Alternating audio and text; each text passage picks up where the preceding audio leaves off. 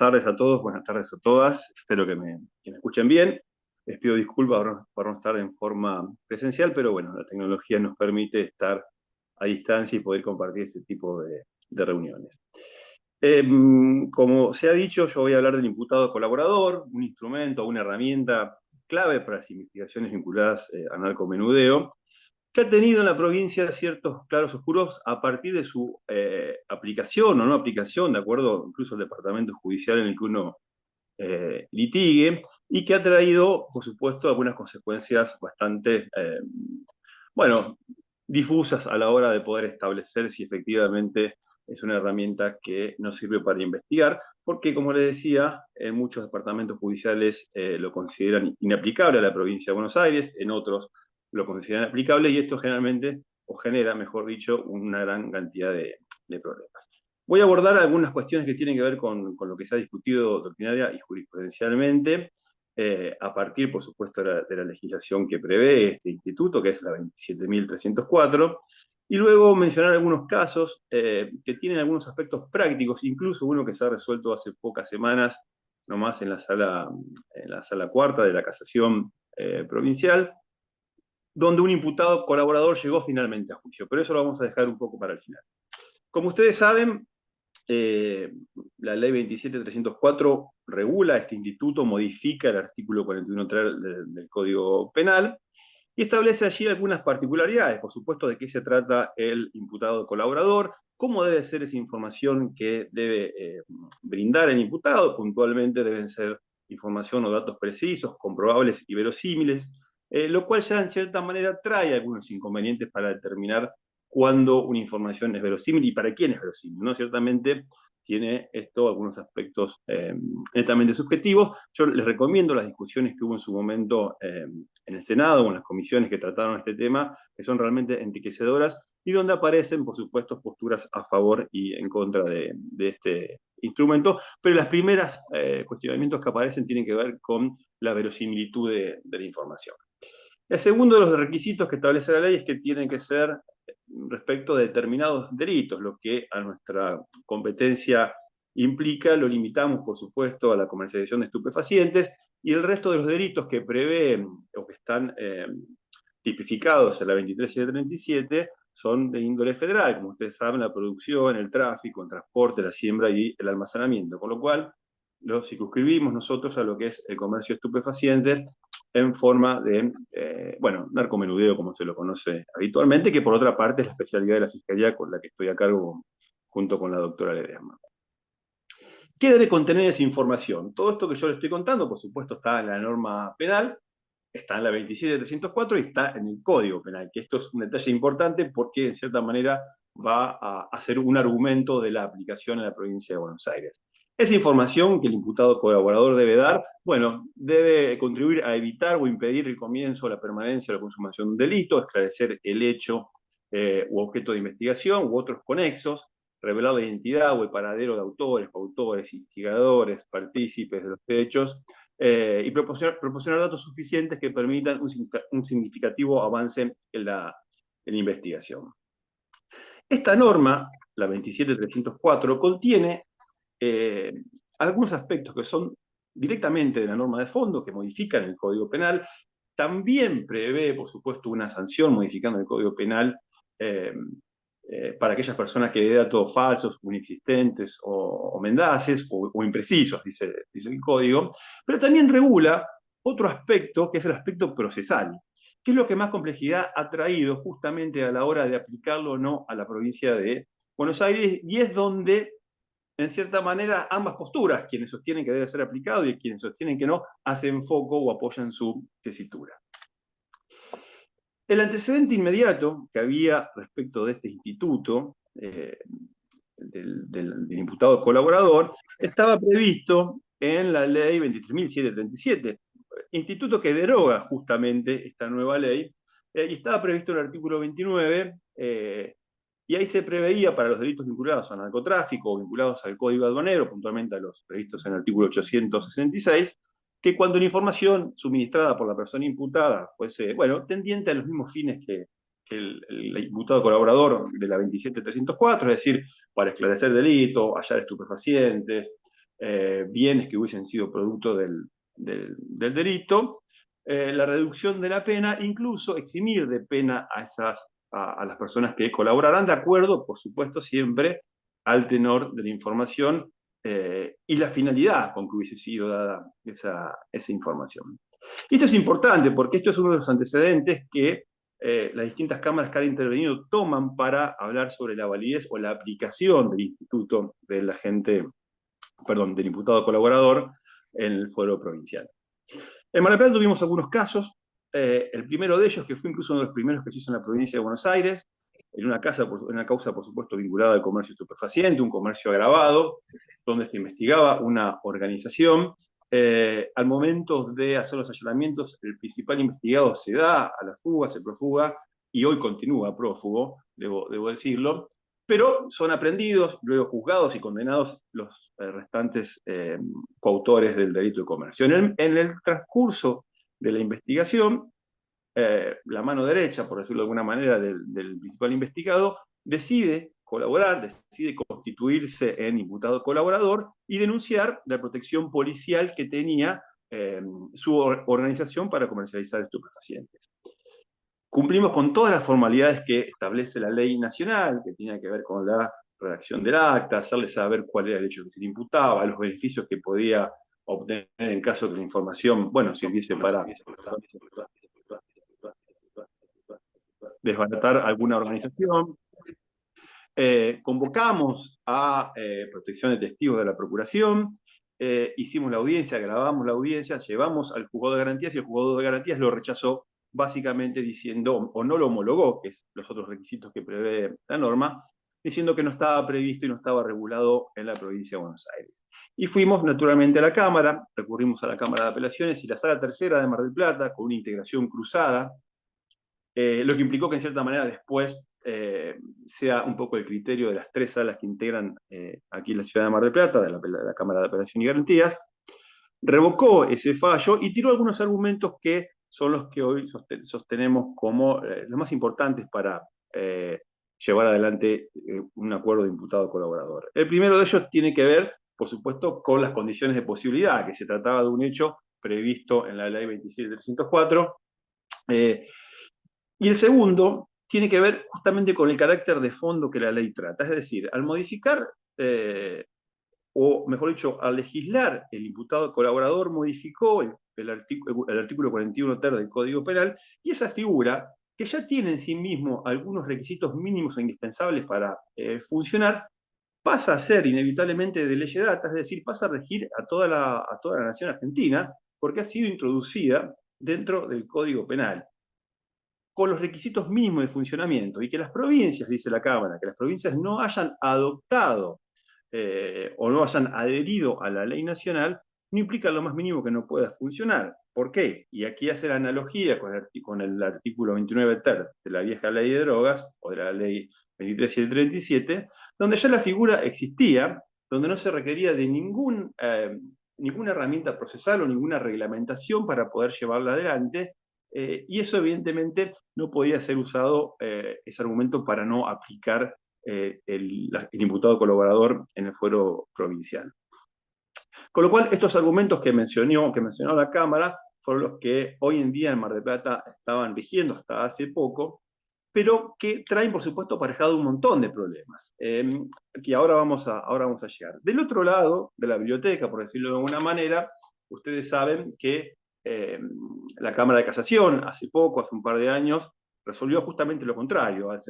La Cámara de Casación sostuvo, creo que la causa venía de Loma de Zamora, la Cámara había rechazado la incorporación o la posibilidad de que el imputado colaborador se aplique a la provincia de Buenos Aires, y la Cámara de Casación resolvió que era acertada esa decisión porque no estaba previsto la reglamentación, que era una materia no delegada al Estado Nacional, con lo cual las provincias se reservaban, ¿no?, la facultad de legislar sobre este instituto, y que por el solo hecho de que no estuviese incorporado, o que estuviese incorporado, mejor dicho, al Código Penal, no la volvía operativa. Hace unos meses la Suprema Corte había resuelto sobre la ley de víctimas, y la Cámara de Casación hizo una analogía donde, bueno, dijo que también en esta ley debía el Estado provincial o la legislatura provincial adherir a la ley nacional para que tuviese vigencia en la provincia de Buenos Aires. Hay algunos otros argumentos que se han esbozado a favor de la aplicación de este tipo de instrumento en las provincias. Por ejemplo, Arabedian sostiene que mientras no esté eh, regulado por las provincias, por supuesto que se aplica el artículo 41, por supuesto que se aplica el imputado colaborador, pero las partes tienen la facultad de instrumentarlos como le plazca, dice Arabedian, porque no está regulado, no se aplica, por supuesto, el aspecto procesal de la ley nacional, pero las partes lo pueden hacer como les plazca, es decir, pueden hacerlo sin las formalidades que la ley establece, pueden hacerlo aún finalizada la instrucción, pueden hacerlo aún iniciado el juicio. Hasta que no haya una reglamentación provincial, las partes pueden disponer de ese acuerdo como era en el viejo artículo 29 ter de la ley de drogas. Pero hay un argumento más que tiene que ver, por supuesto, con la igualdad ante la ley, ¿verdad? Difícilmente alguien pueda sostener que incluso en un departamento judicial pueda aplicarse este instituto, en una provincia no se aplique, en el departamento judicial de al lado tenga el mismo criterio que la provincia que no se aplica. Y la Corte de la provincia de Córdoba se explayó sobre esto, no puntualmente sobre el imputado colaborador, pero sí cuando se refería o trataba la operatividad del artículo 59 del Código Penal en cuanto a la conciliación y demás de las partes como un medio de extinción de la acción penal. Con lo cual, hasta ahora no tenemos una respuesta definitiva si se aplica o no desde el punto de vista jurisprudencial, porque este fallo de la casación no ha sido recurrido porque había caído ya en abstracto al momento que fuese notificado la sentencia, con lo cual hay un pronunciamiento de la Corte. Por supuesto que esto, como les decía, trae una gran cantidad de inconvenientes que tiene que ver muchas veces con la operatividad. En un momento determinado, en Mar del Plata, los juzgados de garantías tenían un acuerdo en cuanto a rechazar, aún a pesar del fallo de la Cámara, en rechazar el imputado colaborador, y ciertamente era un problema, porque más allá que la Cámara finalmente revocaba y nos daba la razón y mandaba a homologar al juzgado de garantías, entre que el imputado colaborador colaboraba y llegaba a la Cámara pasaban 3 o 4 meses. Y muchas veces este tipo de información requiere de una inmediata puesta en funcionamiento de la investigación o que se active rápidamente para poder eventualmente secuestrar más estupefacientes, detener más personas o secuestrar elementos que sirvan para comprobar algún otro tipo de los delitos. Algunas cuestiones que tienen que ver con la aplicación ya práctica de esta figura y que hemos podido ver en el tiempo. ¿Qué sucede si la investigación falla a partir de la información que da el imputado colaborador? Bueno, realmente hay varias o una gran cantidad de variables en el medio que tienen que ver con que la policía ha actuado mal, que la fiscalía ha actuado mal, que se ha llegado a destiempo, que la información no ha sido precisa. Y estas variables hay que tenerlas en cuenta porque muchas veces los imputados colaboradores dan información que no es buena y quieren hacerla valer luego en su etapa de juicio. Entonces, lo primero que tenemos que decir sobre esto es que creo que hay que ser restrictivos en cuanto a adoptar esta figura, básicamente porque muchas veces se vende pescado podrido. Hemos sido víctimas, nosotros durante muchos años lo hicimos con mucha frecuencia y la verdad que la información que se aportaba era de mala calidad. Y era de mala calidad por un solo motivo, que generalmente las personas detenidas que quieren venir a colaborar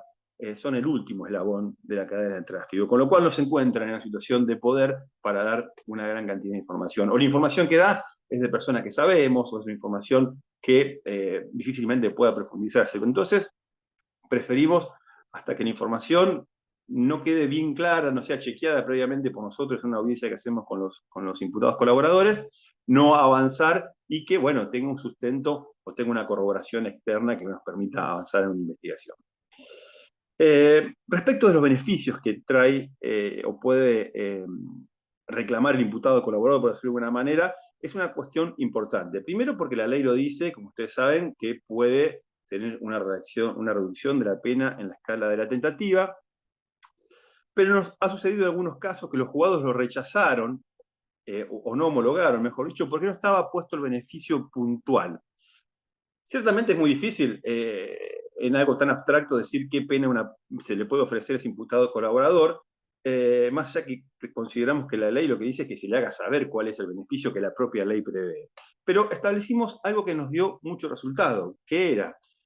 para que esa persona, a partir de la información que pueda tener un arresto domiciliario, que la Fiscalía lo acompañe, o eventualmente pueda ser excarcelado con el consentimiento de la Fiscalía, necesitamos una información o un cúmulo de pruebas que nos permita mínimamente detener a otra persona. Es decir, poníamos como límite o como estándar probatorio lo que establece el código para proceder a una detención conforme al artículo 151. Si eso no se daba, lamentablemente esa información no iba a poder ser utilizada para un beneficio al menos inmediato de esa persona en la calidad de imputado o colaborador.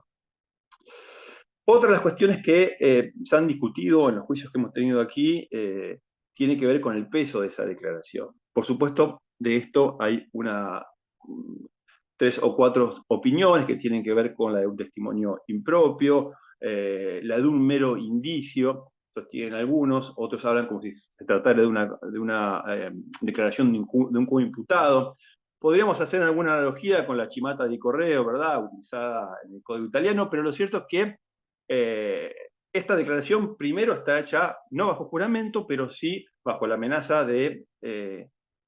sufrir una pena de 4 a 10 años sin informaciones imprecisas, y ciertamente está motivada para obtener un beneficio, con lo cual tampoco podría parecerse a la chimata de correo, pero sí sabemos y todos concluyen que esa declaración en esos términos de imputado colaborador debe inevitablemente ser corroborada. Primero, tener una lógica interna y después ser corroborada externamente con otros elementos que permitan, por supuesto, arribar a una condena. Hay algunas cuestiones que tienen que ver también con la incorporación en la etapa del debate de ese acta que se realiza en primera instancia, en la instrucción, y lo que ha sucedido, por lo menos en la jurisprudencia de Mar del Plata, que también ha sido dispar. Hay quienes sostienen que debe ser incorporada con la grabación porque se trata de una declaración del imputado, en los términos del 376, y otros consideran que como es una declaración o es una prueba de carácter testimonial, debe ser reproducida o debe declarar nuevamente el imputado colaborador en el juicio. Y esto es lo último que ya les quería contar para agotar el tiempo que tengo, que es lo que justamente resolvió la casación hace poquito en una causa donde el imputado colaborador llegó a juicio. Brevemente los hechos se tratan de lo siguiente. Una persona llega a la fiscalía a dar información anónima que en una cochera de un edificio, en un auto abandonado, había 4 o 5 panes de cocaína. Hacemos un procedimiento de urgencia con mi colega, con la doctora Ledesma, secuestramos el estupefaciente que había en ese auto que estaba dentro de los paragolpes. Al momento de realizar el procedimiento, baja a la cochera quien había sido denunciado, que traía además consigo casi medio kilo de cocaína ya toda fraccionada.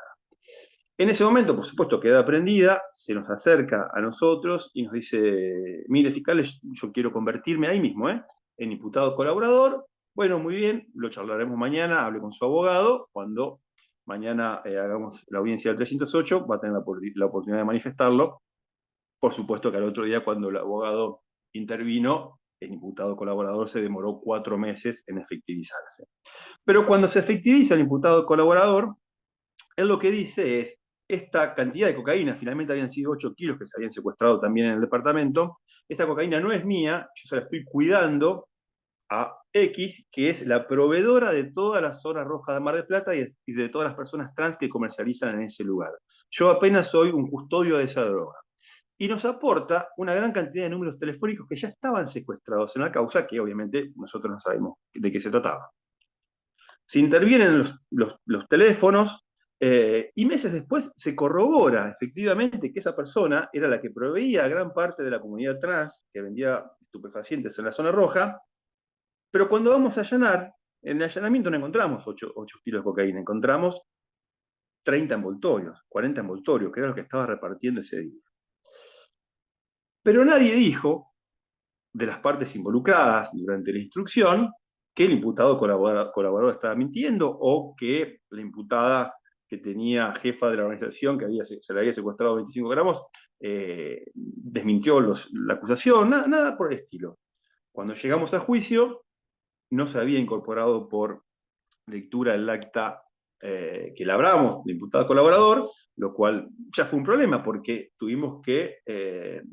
ponernos de acuerdo con la defensa de que el imputado colaborador declare en juicio, pero además declare haciéndole saber que si incurría en una especie de falso testimonio, si la información era inexacta o falsa, podía incurrirle una pena de 4 a 10 años. Bueno, en el medio del interrogatorio y del contrainterrogatorio fueron quedando expuestas cosas que podíamos sospechar, ¿no? Que netamente el imputado colaborador nos había vendido pescado podrido, que había sido mentira, que esa droga era de la otra persona. Quedó más o menos en claro que en realidad la otra organización era su competidora. Y además se produjo un careo entre el imputado colaborador, ya en ese momento prácticamente imputado en nuevo hecho, y la delatada, que terminó por echar luz sobre las mentiras que nos había dicho el imputado colaborador. Eso hizo, por supuesto, que finalmente sea condenado a una pena de casi 8 años, pero acá empieza el tema o la complejidad del asunto. El tribunal lo que hizo fue declarar la nulidad de todos los actos que se habían realizado luego de la declaración del imputado colaborador. Básicamente las escuchas telefónicas que hicieron que podamos investigar a toda la otra organización. Bueno, finalmente recurrimos todas las partes por distintos motivos, porque naturalmente fueron absueltas la otra organización, y la casación, entre las dos cosas que dijo, lo primero es que la prueba que había sido, primero que la cuestión de la intervención telefónica era razonable, era útil con la finalidad con que se había puesto, pero además lo era con la finalidad de corroborar justamente los dichos que había aportado el imputado colaborador. Y dice otra cosa, que para mí es lo que termina avalando no solamente la investigación, sino también la aplicabilidad del instituto en la provincia de Buenos Aires, es que dijo la prueba obtenida a partir del imputado colaborador fue dentro de los márgenes de la legalidad y es aplicable entonces el instituto de la 27304 a la provincia de Buenos Aires, porque si esa prueba es legal, significa que se hizo de acuerdo a las normas que lo regulan. Finalmente revocó la sentencia que absolvía o que declaraba la nulidad de la intervención telefónica y, por supuesto, ahora mandó a hacer un nuevo juicio respecto de esa parte. Pero termina, a mi modo de ver, avalando o siendo un criterio más de la casación de la provincia de Buenos Aires que refiere o que insiste o que ratifica que el imputado colaborador es aplicable en todos sus términos dentro de lo que prevé el Código Penal a la provincia de Buenos Aires. Muchas gracias. Buenas tardes a todos. Soy la doctora Verónica Marcantonio de la Unidad Funcional número 1 del Departamento Judicial de San Nicolás. Bueno, gracias por la invitación. En principio pido disculpas también por no haber podido concurrir personalmente. Bueno, yo les voy a hablar un poquito de cómo se trabaja en el Departamento Judicial de San Nicolás en los delitos de comercialización de estupefacientes.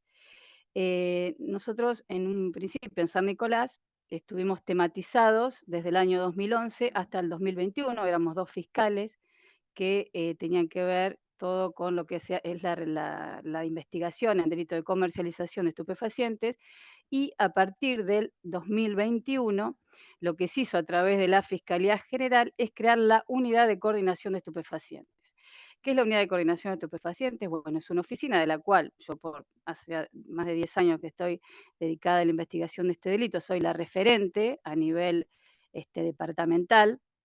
en materia de estupefacientes. San Nicolás, bueno, tiene Ramallo, Capitán Sarmiento, Varadero, San Pedro, Arrecifes, o sea que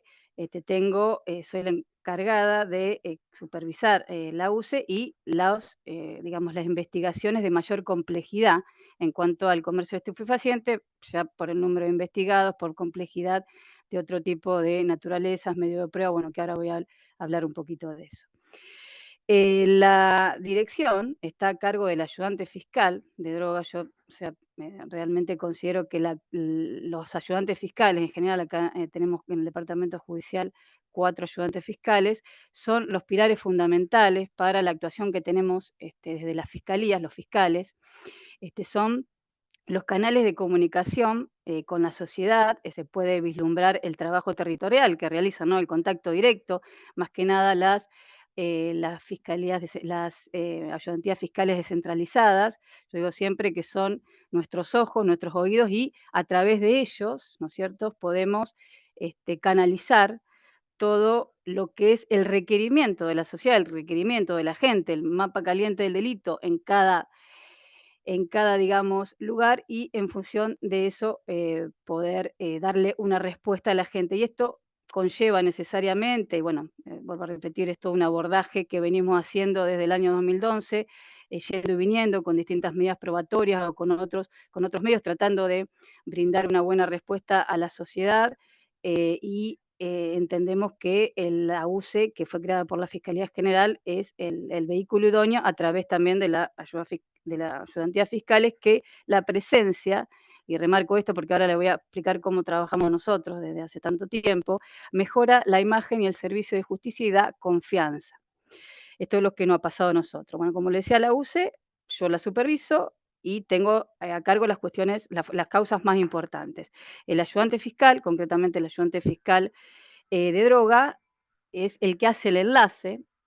porque las causas más importantes la tomo yo y el resto se, digamos, se distribuye equitativamente entre el resto de los fiscales. El ayudante fiscal lo que hace es realizar el enlace en todas las investigaciones entre los ayudantes fiscales, él y yo, ¿no es cierto? Hacemos reuniones periódicas, intercambiamos información, más que nada cuando se da esto de la conexidad objetiva o subjetiva, ¿cierto? Cuando hay un investigado, por ahí se puede llegar a repetir, se hace todo un eslabón y generalmente, vuelvo a repetir, las causas más importantes y de mayor complejidad están a mi conocimiento. El ayudante fiscal hace todo, o sea, todo, cualquier requerimiento de intervención telefónica, allanamiento, bueno, cualquier requerimiento que se hace al juzgado de garantías en esta oficina, lo conversa con el fiscal actuante, si es que no soy yo, nosotros ya tenemos orquestado una, digamos, una sinergia que, digamos, hago las cosas ya yo, pero con los fiscales que por ahí no están empapados en estos temas, él es el que hace absolutamente todo, sugiere medidas, bueno, y en definitiva también contamos con la colaboración, más que nada en las causas más complejas, con la policía judicial y con la UFED. Y también es el nexo, y en esto después le voy a contar un caso que se dio acá en la ciudad de San Nicolás con la Justicia Federal de Rosario, en las causas que tienen algún tipo de conexión con la Justicia Federal. ¿Cómo nosotros empezamos las causas? Bueno, como ustedes saben, las causas se inician de narcotráfico por el 911, por informe de la policía, y esto lo venimos implementando hace muchísimos años y nos ha dado mucho resultado, los ayudantes fiscales en las distintas ayudantías que no están centralizadas y acá en San Nicolás, hacemos reuniones periódicas con los jefes barriales, con los presidentes barriales, todos los barrios de acá, con los distintos municipios, organizamos reuniones con la gente y, y ahí se le da inicio, o sea, vienen a la fiscalía o nosotros mismos hemos ido a los barrios, el que más, ¿y por qué digo esto nos ha dado mucho resultado? Porque el que más sabe, digamos, de quién vende en su barrio es la gente, el vecino. Entonces, darle la confianza, ¿no es cierto?, de que puedan de brindar, sin brindar sus datos personales, o sea, el ayudante fiscal hace un informecito donde dice que una persona que no quiso dar sus datos personales, dice que Juan Pedro vende droga y tal, tal y tal. A raíz de eso se comisiona a las distintas fuerzas, nosotros trabajamos con varias fuerzas acá en narcotráfico, y se le da una pronta respuesta. Todos los datos, y ya las ayudantías fiscales de todo el Departamento Judicial de San Nicolás ya saben, todo dato que se inicie a raíz de una información de la gente es prioritario. Y que hemos logrado, por lo menos la experiencia nuestra en esto, es que la gente venga a la fiscalía, o sea, se le da una rápida respuesta, se le da prioridad a esa causa. En un mes y medio estamos realizando los pertinentes allanamientos. Obviamente que depende, por supuesto, de la complejidad o no de las causas, pero en general son causas simples, porque, vuelvo a repetir, la persona nos da los datos de la persona que vende en su barrio, así que con simples tareas de inteligencia, filmaciones o visualizaciones por parte del personal de narcotráfico, estamos en condiciones al mes y medio o 2 meses de solicitar los allanamientos. Y bueno, por supuesto que esto ha generado una rueda donde tenemos cada vez más causas iniciadas por personas que vienen directamente a la fiscalía, donde, se lo vuelvo a repetir, se preserva absolutamente su identidad, obviamente por las represalias que pueden llegar a sufrir. El resto de las causas que requieren mayor complejidad o lo que sea, se le hace una serie de medidas a través de un decreto que firmo yo, depende de la complejidad, vuelvo a repetir, o no, de la investigación, y el ayudante fiscal es el nexo entre la policía y, digamos, y yo en cuanto a el avance o no de esas investigaciones. Nos ha pasado que investigaciones a las cuales nosotros le queríamos dar prioridad o darle por algún motivo en particular una especial importancia, que eso lo hablamos siempre, o sea, más allá de los datos que nos trae la policía, nosotros somos los que en la agenda se va a hacer las causas que nosotros le demos prioridad. Entonces se hacen reuniones periódicas también entre el ayudante fiscal y las distintas fuerzas de seguridad, donde se le pide un reporte, por decirlo de alguna manera, de en qué estado están esas causas, y también es una manera de controlar la actuación policial y que no piensen, bueno, todos sabemos que el comercio de el narcotráfico es un comercio. Así que tratamos de estar sobre los funcionarios policiales. Tan es así que en los allanamientos importantes también, en algunos he ido yo personalmente, y también comisiono a los ayudantes fiscales y a los instructores judiciales, no solamente,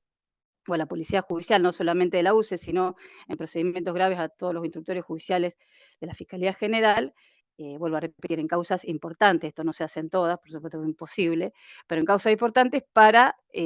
brindar la transparencia. ¿Y esto por qué? ¿Qué nos ha pasado cuando empezamos por el 2011? Primero, que todos los allanamientos daban negativo, todos, o sea, eran muy pocos los que tenían resultados positivos, pese a que la información digamos, y la prueba era fidedigna y era buena, y por eso solicitaba yo los allanamientos.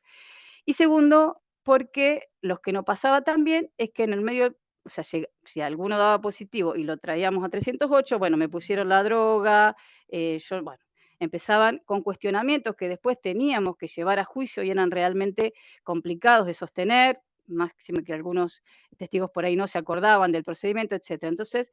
lo que optamos, vuelvo a repetir, en los procedimientos muy importantes y que nos queremos que realmente el resultado sea positivo y no se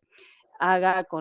sea, o no se opaque con ninguna planteo de nulidad o alguna algo que pueda haber llegado a ser la policía, la presencia de los funcionarios policiales, de los funcionarios judiciales, perdón. Otro de los elementos que también nos ha dado, o instrumentos que nos ha dado muchos resultados, es usar el artículo 59 del Código Procesal Penal. Por ejemplo, la policía me llama y me dice: doctora, tenemos conocimiento que en Arrecifes, o por la ruta de Arrecife o de donde sea, va a ingresar un automóvil tal, tal, tal, con estupefacientes. Bueno, utilizo, o sea, no hay causa formada, ¿no es cierto? No hay investigado, no tengo nada en ese momento. Así que, por supuesto, siempre tratando de verificar de alguna manera de dónde sale el dato, bueno, un poco vuelvo a repetir, la verosimilitud de la información, utilizo el 59, hago la interceptación vehicular o personal, de lo que fuera, ordeno una requisa de urgencia, después, por supuesto, pido la convalidación al otro día al juez de garantía, y si ese procedimiento me dio positivo en cuanto al secuestro de material estupefacientes, lo que hago también inmediatamente, y si está determinado el domicilio de la persona, ordenar también un allanamiento de urgencia y, por supuesto, después pedir al otro día la convalidación de parte del juzgado de garantías. Lo que nos ha pasado hace un tiempo, bueno, nosotros tenemos la OFED, o sea, ustedes saben que es la que se encarga de, extraer todo lo que hay en los teléfonos celulares de las personas, una vez que ya se hace el procedimiento, se los detiene y se secuestra el celular para hacer la apertura de esos mismos. Lo que nos viene pasando, no nos venía pasando hace un tiempo, era que no podíamos abrir porque obviamente que el encriptamiento cada vez de los celulares más fuerte, no se le puede pedir a un imputado, por supuesto, que dé la clave. Bueno, eso nos trajo más que nada en investigaciones donde había intervenciones telefónicas o donde era muy importante obtener lo que había en el teléfono celular, en el dispositivo, nos trajo realmente muchos dolores de cabeza y lo que hacemos hace un tiempo, a la fecha, es para no perder una información valiosa en muchos casos, y vuelvo a repetir, no lo hago en todos los casos, sino que dada la complejidad o la importancia de la investigación, me circunscribo a las causas que realmente me interesan obtenerlo. Lo que hemos hecho es pedir al juez de garantía previo al allanamiento, o sea, pedimos el allanamiento, la detención o lo que fuere, y un ítem fundado en fallo de la Corte, bueno, en distintas, voy a ser breve en eso para no abrumarlos con jurisprudencia, pero lo que pedimos es la apertura compulsiva de los aparatos de telefonía celular. En el momento que hacemos el allanamiento, cuando el juez de garantía los da, y ya le voy a hablar digamos, de los fundamentos con los cuales nos han autorizado los 3 juzgados de garantías de acá de San Nicolás la apertura compulsiva, son el hecho de que se pueda perder, la información, vuelvo a repetir, del celular, si no se puede, proceder a la apertura, y se hace a través de la huella dactilar o de los rostros, o del rostro. Entonces, de una manera que se obliga, entre comillas, porque está autorizado judicialmente, a que el imputado, si no se puede abrir el celular, o sea, el personal judicial se da cuenta que estos que están encriptados y no se va a poder abrir en la UFED posteriormente, se o pone la huella o pone el rostro y vuelvo a repetir, esto ha sido avalado por el juez de garantía. Hoy sabemos que la totalidad o la mayoría de las cosas de la vida de una persona se encuentran almacenadas en dispositivos móviles, por lo menos en nuestro caso ha resultado de vital importancia para la búsqueda de la verdad en este tipo de investigaciones, contar con este pedido para contar con metodologías de preservación de evidencia digital, su extracción y eventualmente también se puede recuperar. Después le voy a contar un caso práctico donde hemos utilizado esta modalidad. Nosotros lo hemos hecho en el lugar del allanamiento, o sea, hemos abierto, bueno, es decir, en investigaciones puntuales, en el lugar del allanamiento hemos abierto, había personal judicial presente en el mismo, hemos abierto, hemos tenido información de la cadena de comercialización y eso me permitió hacer allanamientos de urgencia en el momento. Por eso digo lo útil que es esta herramienta, ¿no es cierto?, para seguir con la cadena de comercialización o ver dónde está oculto el estupefaciente o, bueno, o cualquier otra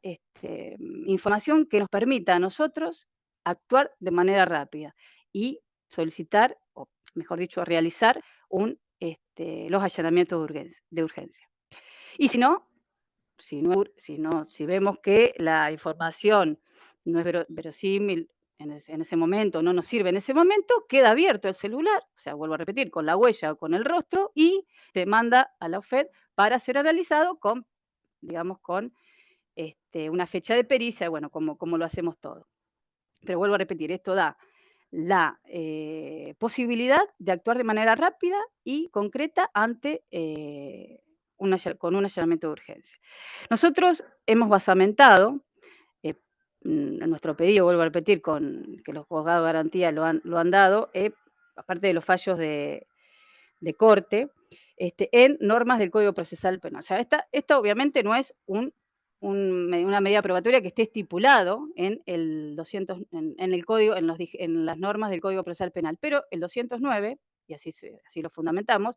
nos habla de la libertad probatoria. O sea, todo se puede probar con cualquier medio de prueba que no esté taxativamente previsto en el código como siempre y cuando no se afecten garantías constitucionales ni se viole el orden institucional. También lo fundamos en el 103, que, como sabemos, se hace referencia a la utilización de la fuerza pública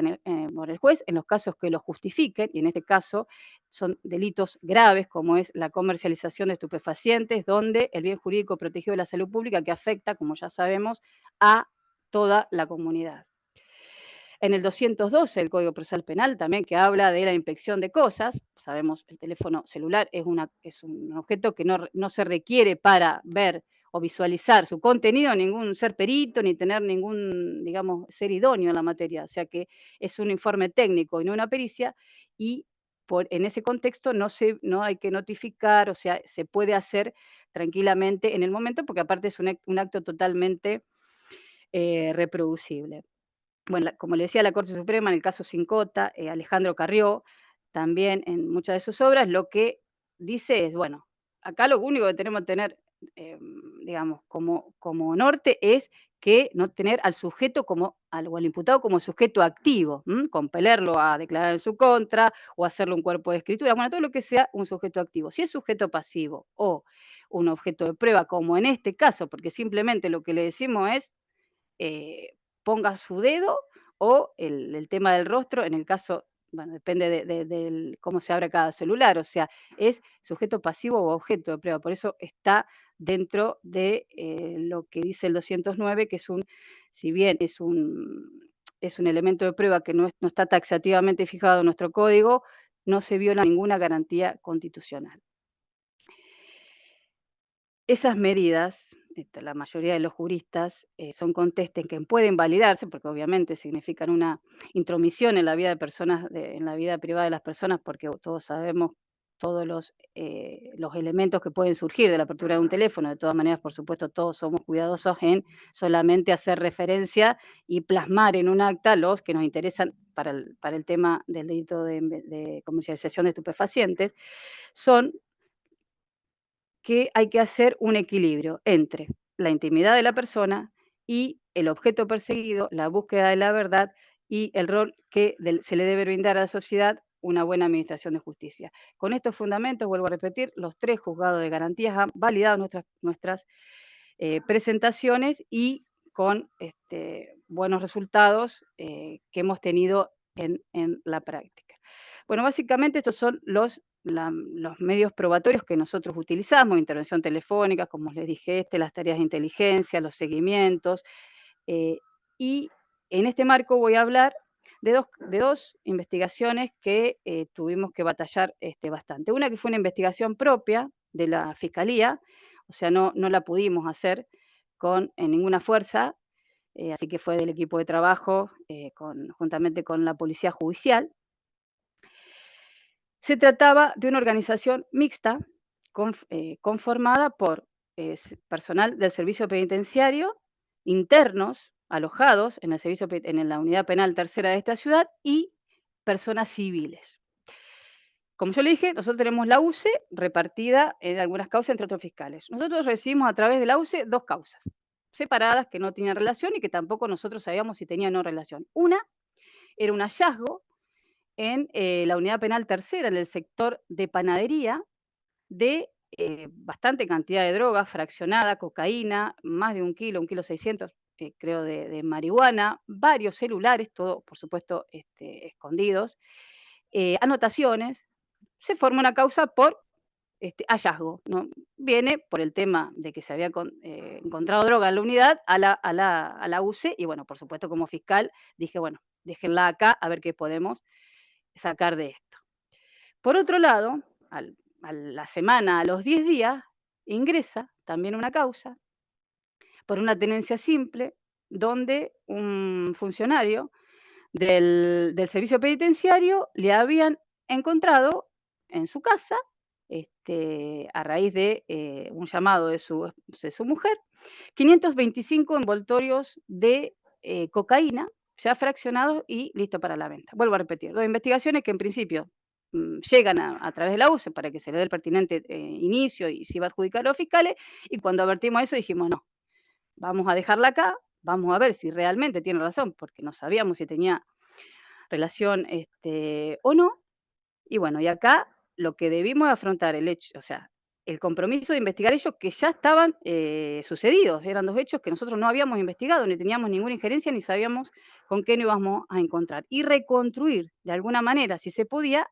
porque era, a lo mejor creo que fue una especie de intuición también que podían llegar a tener relación entre esas 2 causas. Bueno, se tomaron declaraciones testimoniales, se mandaron a la UFED con urgencia para que nos analicen, para que se proceda a la apertura de esos, eran 3 o 4, no recuerdo ahora, pero 3 o 4 teléfonos celulares. Nosotros lo que hacemos, el AUFET, lo único que hace es abrirlos, y nos manda el CD para ser analizado la fiscalía. El ayudante fiscal y los instructores son los que ven el contenido de, digamos, de lo que hay dentro de los